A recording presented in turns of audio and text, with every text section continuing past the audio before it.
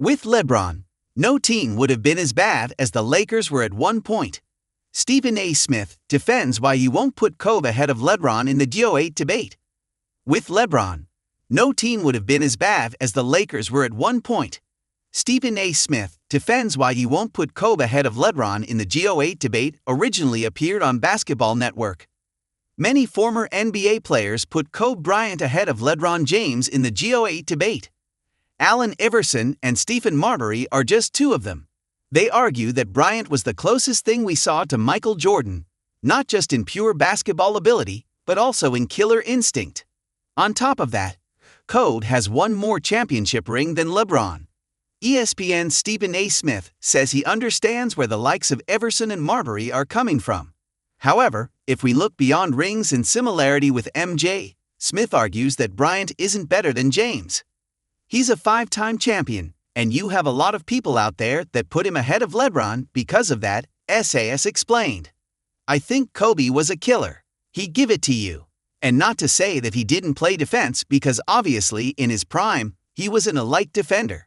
The flip side to it, however, was that when you're playing with Shaq and the rest of the crew, and then ultimately Gasol and Bynum, and the rest of the crew, you had a crew. When you struggled, you really, really struggled. Kobe did not find success when he did not have a crew. Bryant won 5 NBA championships with the Los Angeles Lakers, 3 with Shaquille O'Neal and another 2 with Paul Gasol.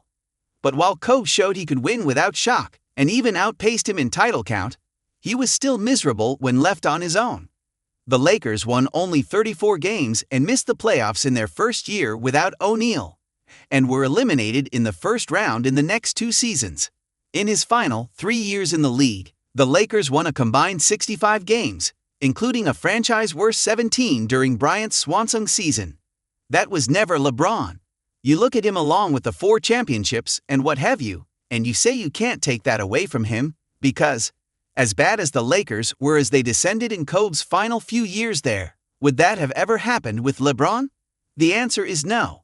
With LeBron James, no team would have been as bad as the Lakers were at one point, Smith added. 4 out of the 5 worst Lakers seasons happened with Kobe. While both Kobe and LeBron missed the playoffs 4 times during their NBA careers, James never had a season where he won fewer than 33 games, with or without a supporting cast. Although the Cleveland Cavaliers missed the playoffs in LeBron's first 2 years in the league, they won 35 in year 1 and were 42-40 in year 2. With Ilgauskas as his best teammate, a 21-year-old LeBron led Cleveland to a 50-win season in 2005-06. A year later, he took the same team to the NBA Finals. The Lakers won only 37 games in James' first season in LA, and were 33-49 when they missed the postseason in 2021-22. However, 4 out of the 5 worst seasons in Lake Show history happened during the Kobe era, including that forgettable 17-win campaign in 2015-16. Smith makes a solid point here, but he overlooks that Kobe's final 3 seasons came after his Achilles injury. One could argue the Lakers prioritized celebrating Mamba's 20th year in the league over competing, especially since he didn't have much of a supporting cast at that stage.